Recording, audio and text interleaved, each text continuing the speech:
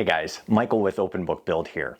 I'm very excited to share this video with all of you as we get a ton of questions from our owner builder students asking for the current cost to build a home. It's one of those things that's kind of challenging to figure out if you're not in the building business. So I thought I would shoot this quick video describing what the current cost to build is for 2025.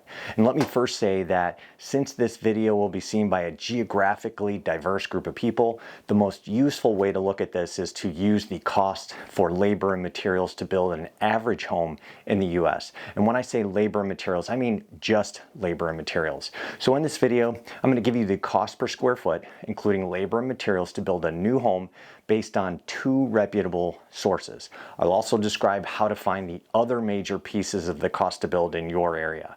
For those of you that don't know me, I've built a couple thousand homes over the years, and I've made my share of mistakes throughout those years to be able to better understand this process and hopefully save you guys some of the hassle. So the two sources we used for this analysis included the National Association of Home Builders Cost to Build Survey, and the other was the 2025 National Construction Estimator from Craftsman Books.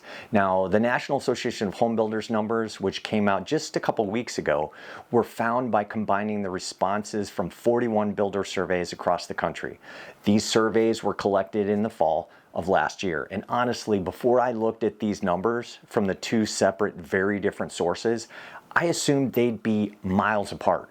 But the crazy thing is, and I mean very crazy thing, is that the numbers were almost identical for the cost per square foot from these two sources. The 2025 National Construction Estimator cost per square foot for labor and materials to build the entire home was $139. The National Association of Home Builders survey numbers averaged $140 per square foot.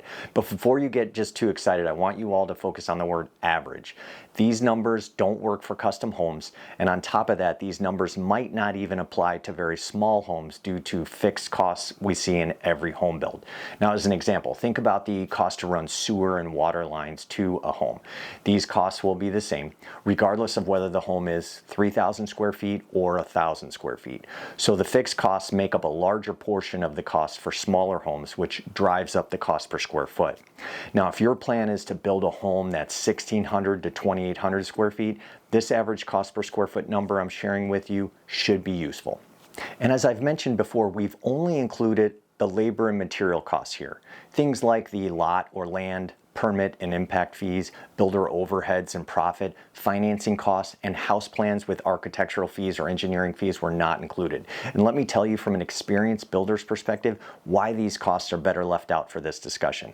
First, let's talk a bit about lot prices. Currently, there's a lot in the community where the Open Book Build home was built in Westlake, Ohio for $99,000. There's also a lot listed for $700,000. They're within the same municipal limits, but are crazy different. So it wouldn't help you to understand the cost to build if we included the lot cost in the analysis, as there's just too much variability to this. You can find your local lot cost by using realtor.com or Zillow or whatever site you prefer, and use the land filter to just see lots and land in your area for sale. Now let's talk a little bit about permit and impact fees. When we built the Open Book Build home that we use to show building concepts in our online course on how to build a home, the permit fee or tap fee for connecting the water line to the city water service was $500. So we paid the city of Cleveland, the group who manages the water for this municipality, $500 just to get the water permit to connect to the city water. At the same time, there was a community in Hawaii charging $6,000 to connect to the municipal water supply. I've built homes in multiple communities in different states, and I can tell you these discrepancies are common from one location to the next. So for your build, you can find out these costs by contacting your local building and engineering department to see what they charge for connecting to the city water and sewer, and then whatever permits and things that you need as well, what those costs will be. And if for some reason they don't handle a given utility in your community, they can point you in the right direction for obtaining those costs. Now let's take a look at the house plans. We sell the Open Book Book Build house plan for $1,500 for the CAD version, and that can be easily adjusted for your particular needs and wants. Now, this house plan costs us $10,000 to design with a licensed architect, and I can tell you it's not uncommon for people to pay an architect $20,000 or more to design their home. So the costs for creating the house plan vary greatly depending on how you go about it. But as many of you know, there are so many options for purchasing stock or pre-drawn house plans on the internet. Just be sure to check with your local building department to see what those requirements may be that they have for those plans prior to purchasing them. But what about builder overheads and profit? Why didn't we include those?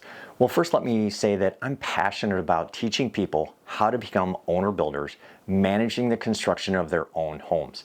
I love that this project can help people get exactly what they want at a price that they want to pay, exactly where they want it, and they can take pride in the fact that they built a beautiful home that will last for generations.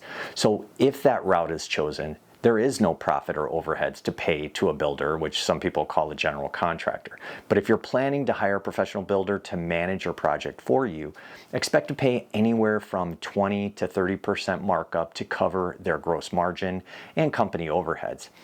Talking a little bit about builder overheads, it's important to realize that they need to pay for office space, company trucks, insurance, marketing, employees, and all of the other expenses that companies typically have. So please don't hold it against the builders for having to cover those costs and also to make some money. If you choose to go with the builder, this is just part of the deal. So getting back to the cost, if you are building a home with average finishes in the 1,600 to 2,800 square foot range, feel free to start your pre-planning and budget analysis with $140 per square foot for labor and material costs. Once you bid out your project to a minimum of 3 vendors per building activity, you'll have a more detailed cost to build.